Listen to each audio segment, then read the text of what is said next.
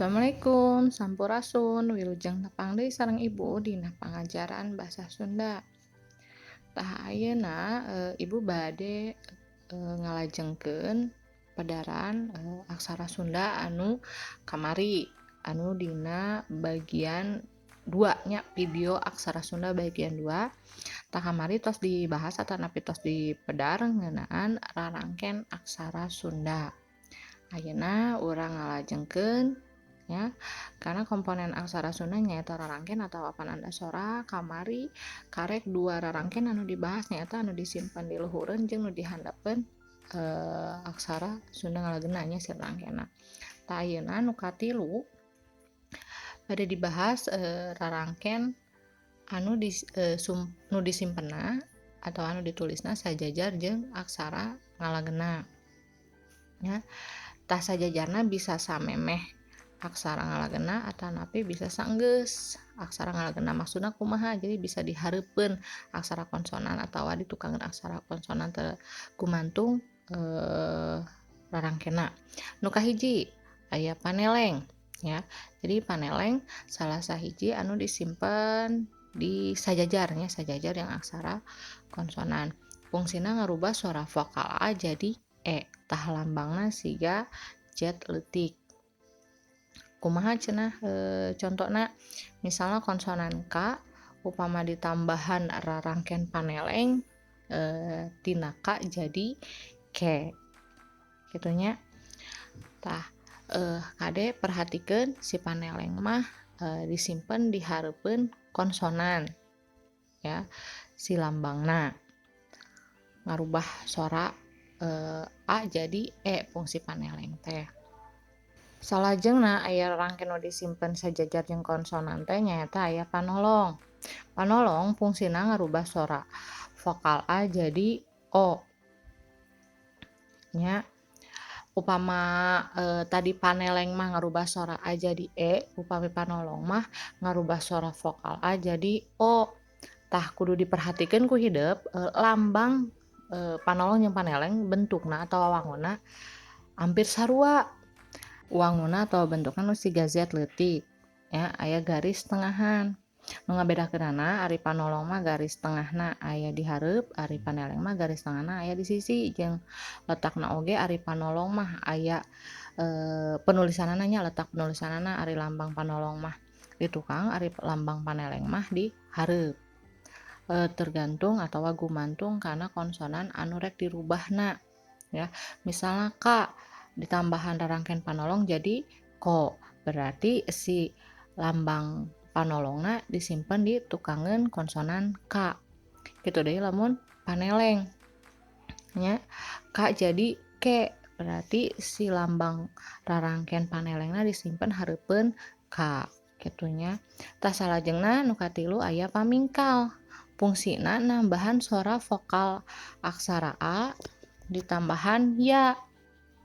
Lambangna saperti kieu tah nya.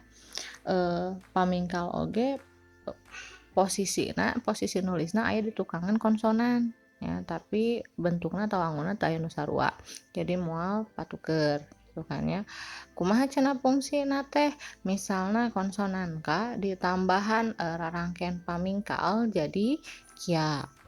Atau lamun misalna konsonan lain ditambahan ya, misalna ba jadi bia jeung sajabana.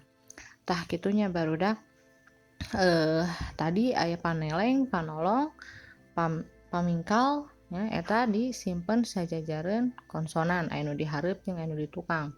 Salajengna masih keneh rarangken anu ditulis sajajar jeung aksara ngalageuna teh nyaeta aya pangwisad. Pangwisad fungsina masih nambahan ya, nambahan suara vokal aksara A ditambahan plus H. Lambangna kumaha cenah? Tah lambangna saperti kieu. Posisi nulisna aya di tukangeun konsonan ya. Misalna kumaha cenah fungsina teh? Misalnya konsonan K ditambahan rarangken pangwisad jadi kah gitu nya. Tah saperti kieu. Kitu deui konsonan nu lainna misalna konsonan wa ditambahan pangwisat jadi wah atawa konsonan da ditambahan pangwisat jadi dah. Salajengna aya rarangken nu disebutna pamaeh. Fungsina nyaeta ngaleungitkeun vokal dina aksara dasar. Ya, kan sadayana bentuk konsonan, sorak konsonan teh a. Misalnya ka, ba, na, tah fungsi pamaeh teh ngaleungitkeun si sora vokal eta. Misalnya orang butuh n berarti na ditambahan pamaeh jadi n atawa konsonan ka ditambahan rarangken pamaeh jadi ya intina si pamaeh teh ngaleungitkeun sora vokal a di unggal konsonan gitunya. Misal ba jadi eb, na jadi n tah gitunya barudak. Tah barudak rarangken nu sok biasa digunakeun dina aksara Sunda teh kamari pan tos diieukeun nya aya sabaraha, aya 13 dikelompokkeun jadi 3 dumasarkana pernahna nulisna atawa penempatan penulisanana. Aya nu di luhur, aya nu di handap jeung aya nu sajajar gitunya. Tah di dieu aya tambahan ya, aya sababaraha rarangken anu bisa ditulisna dihijikeun jeung aksara suara atau vokal. Nu kahiji aya panglayar. Fungsina panglayar tos dijelaskeun kamari nyaeta nambahan r nya. Misalna a jadi ar. Salajengna nu kadua rarangken anu dihijikeun jeung vokal teh nyaeta aya panyecek. Lambangna sami nya nu kamari tos dijelaskeun. Fungsina nambahan eng. Misalna huruf atau aksara suara atau vokal a ditambahan panyecek jadi ang.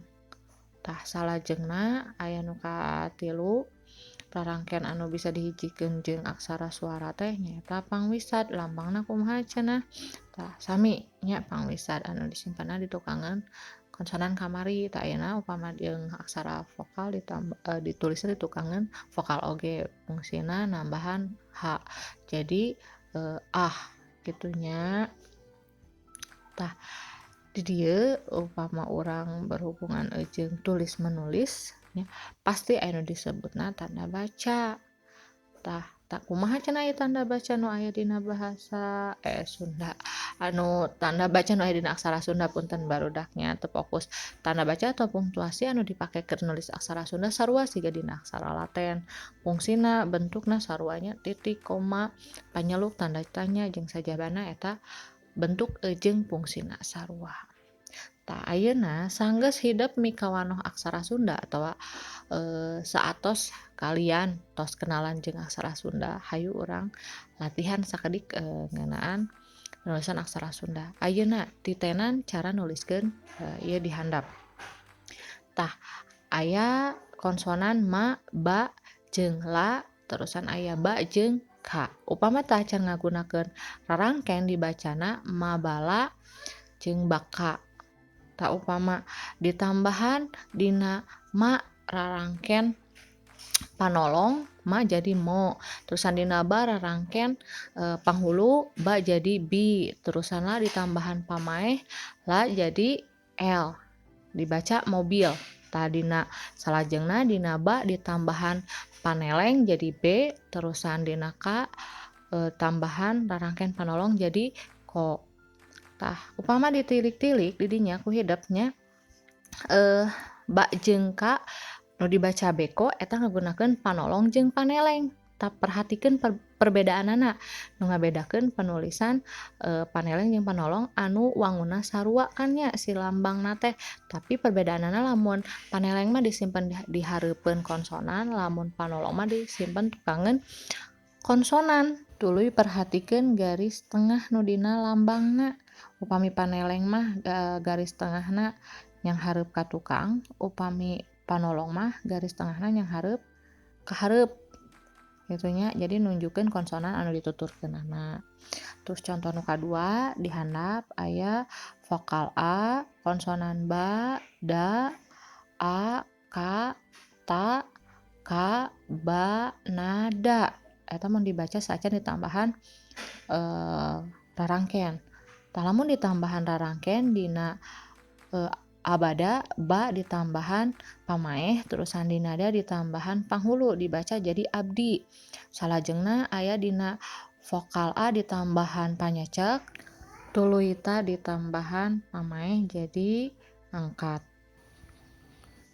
Salajengna di dinya aya ka, aya ba, na, da nu tadi teh nya. Tah kumaha yang jadi Bandung? Berarti dina na ditambahan pamaeh, salajengna di nada ditambahan panyecek jeung panyuku. Banada jadi Bandung nya.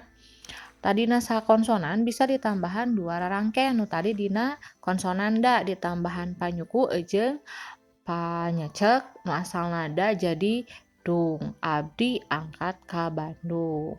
Kitunya barudak. Mudah-mudahan tiasa dipahami dimengerti gitu. Salajengna di dia aya aturan tambahan nalika urang diajar aksara Sunda, nulis aksara Sunda. Nu kahiji aturan tambahanna nyaeta upama urang nulis aksara Sunda teh nya nuliskeun angka puluhan, ratusan, ribuan jeung saterusna ditulisna ngajajar ka gigir ti kenca ka katuhu. Salajengna aturan tambahan nomor 2 nuliskeun angka digedengkeun jeung aksara. Digedengkeun teh naon cenah? Jadi digigireun atawa di samping ya, di samping jeung aksara suara atau vokal atau ngalageuna teh kudu dihapit ku garis lempeng anu pernah disebutkeun ku ibu teh. Jadi di sisi digigirna di katuhu kencana di kiri kanana ditambahan garis lurus ya. Terus aturan tambahan nu katilu nuliskeun gelar bisa dua cara. Kumaha cenah? Kahiji duanana ngagunakeun aksara Sunda si gelarna teh. Cara nu kadua nya nuliskeun gelarna bisa ngagunakeun aksara Laten atawa aksara atawa huruf anu biasa nu ku urang ditulis. Salajengna aya aturan nu kaopat dina aksara Sunda mah teu aya huruf atawa aksara kapital nya, teu aya aksara gede. Jadi sadayana sami. Tah barudak mung sakitu ti ibu padaran ti ibu ngeunaan aksara Sunda. Mudah-mudahan tiasa dipahami dimengerti. Mugia manfaat. Hapunten seueur pisan kalepatan kakirangan. Hatur nuhun.